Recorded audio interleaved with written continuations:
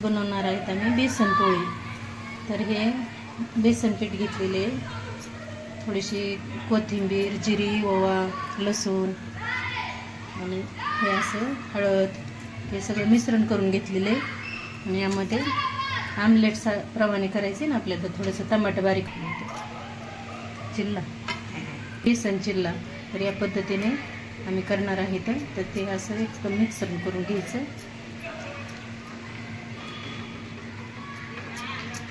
Mix झाल्यानंतर मग टाकून घ्यायचं, तेल टाकून.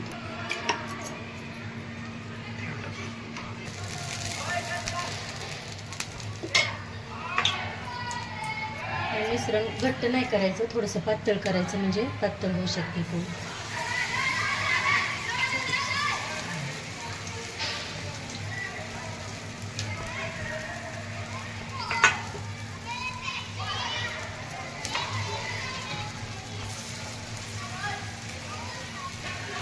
तर हे एकदम हलक्या हाताने असं पातळ करून घ्यायचं. एकदम पातळ होऊ शकतं, खायला खूप छान लागतं.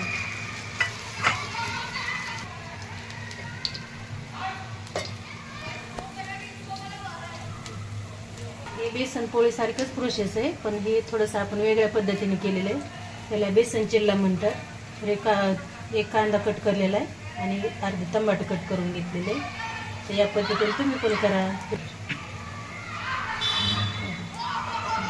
तर हे छोट्या मुलांना टिफिनसाठी अगर त्याच्यासाठी छान असते करायला, आणि तुम्ही सोपं पद्धतीने करायला खूप छान अशी होते ती. तर या पद्धतीने तुम्ही करा. गॅस कमी केलेलं.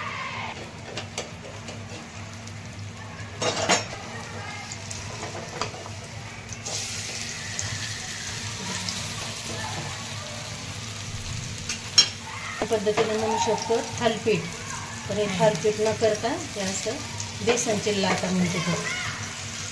तर या पद्धतीने तुम्ही पण करा.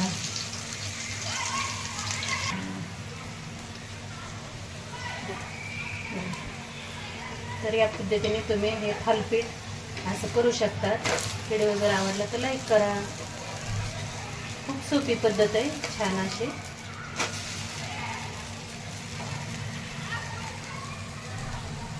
खूप छान असा कलर हे आलेला आहे. तर या पद्धतीने तुम्ही करू शकता.